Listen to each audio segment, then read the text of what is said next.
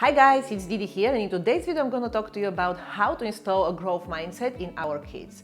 How to raise them in a way that they're passionate about learning, they're excited about it, and they're not afraid of challenges, obstacles or mistakes. But before that, what is a growth mindset and what is its opposite, fixed mindset? And why do we have to care about installing growth mindset?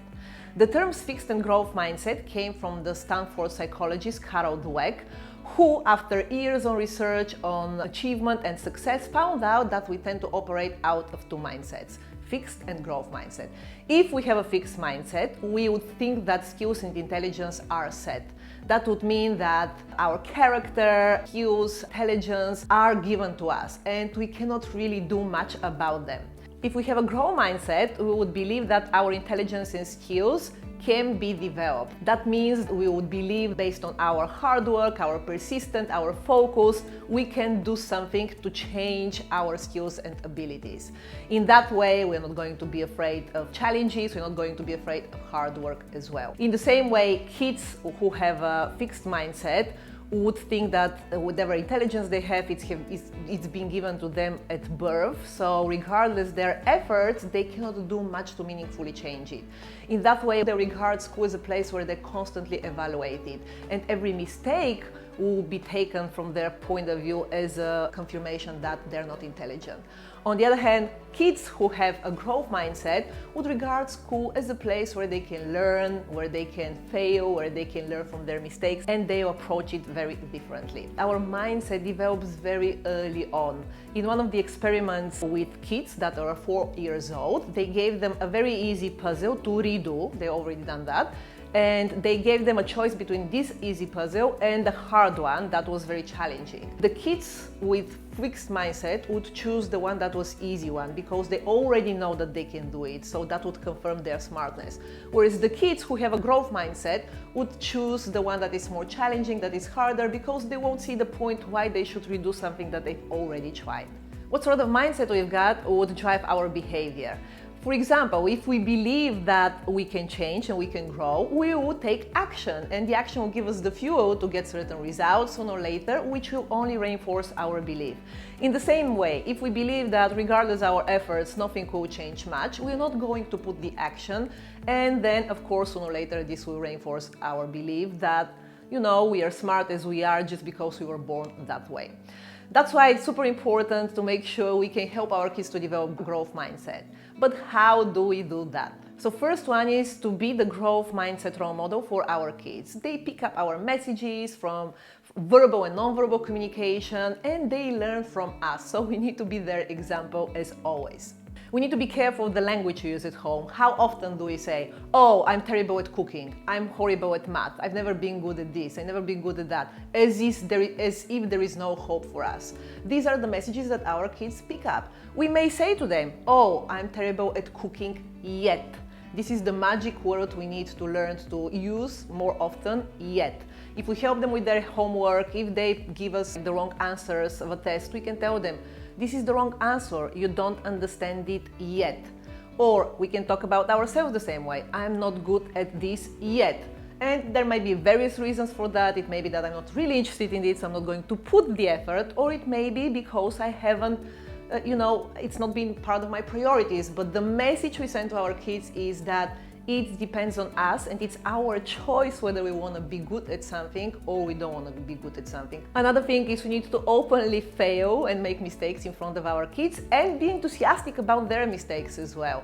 If we give them this message, it's okay to make a mistake, it's okay to fail. It gives an opportunity to reflect upon it and then to take some steps to make it work better next time. Then our kids won't be afraid to try new challenging stuff. They won't be trying to hide their mistakes under the rug, thinking that it's shameful to make mistakes. So it's very much about our open communication with them. Second one is to praise the process and not the outcome. And this one is super important, and I think that's the one we parents find the hardest one.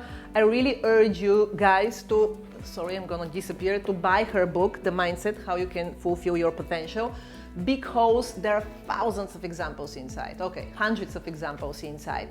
And regardless whether you have a little child, a toddler, or an older kid who goes to school, you can find some examples that you can use in your communication to your kids. What do I mean by praising the process and not the outcome? Instead of telling our kids, you are so smart, you are so gifted, oh, you finished this job so quickly, you must be really good at that, we need to praise their effort. We need to say, oh, you finished this job pretty quickly, you must have worked hard on it. Great. We need to say to them, great, you've been putting lots of effort into it. So instead of praising their intelligence and their gift and their talent, which never works in the long term, according to many, many studies that Dweck did with lots of other psychologists, we have to praise the effort that they put into the job. I think this is very hard for us to grasp because we think that we can give our kids confidence by praising them, by saying, oh, you're so smart, you're so good at that. But the thing is, it's gonna give them boost, but it's gonna be a very temporary momental boost. In the long run, at the time when they fail, when they make a mistake, when they feel insecure doing something, then this is going to pay back in a bad way for them, that they'll feel that they're dumb if they haven't done the job, maybe they're not as smart as they showed, and in the long term they'll start choosing easier and easier challenges, and then they're gonna miss opportunity for growth.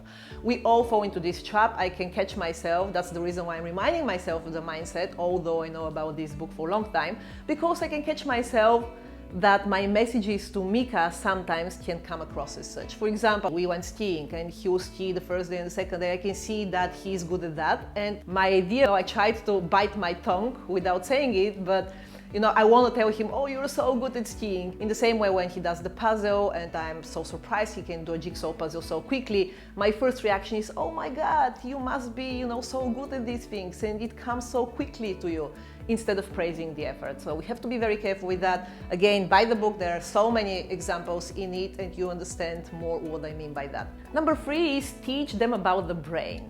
It's in fact, sometimes we forget we can show visuals to our kids or talk to them openly about what happens in their brain. And we can tell them, we can use different metaphors, but we can tell them depending on their age, listen, your brain is like a muscle. If you want to get more intelligent or smarter, you need to exercise this muscle. If you want your muscles to get bigger, you go to the gym. If you want to get better at practicing piano, you just practice more. If you want to get smarter, you need to sweat your brain. And we can show them images, pictures, or we can even tell them to visualize or to have this visual in their heads when they're into a very challenging task, when they're struggling with it, just to see how their brain makes new connections. So they can feel like, oh, I'm exercising my brain. That means I'm gonna get smarter. Next one is encourage your kids to take the hard road, not the easy one. And here, I love the metaphor that my friend Mimi uses. She always takes the stairs rather than the elevator. And she says there are no shortcuts. I would rather get used to taking the stairs always. And we can apply that for everything in our life.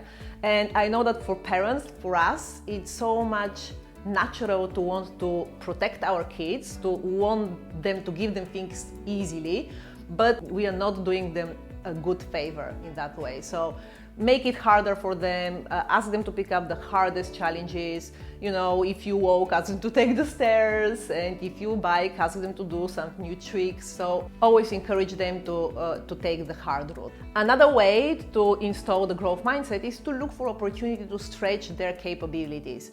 And I read somewhere that this is especially important for boys that tend to be sent to sort of one of the same activities, to sports, for example.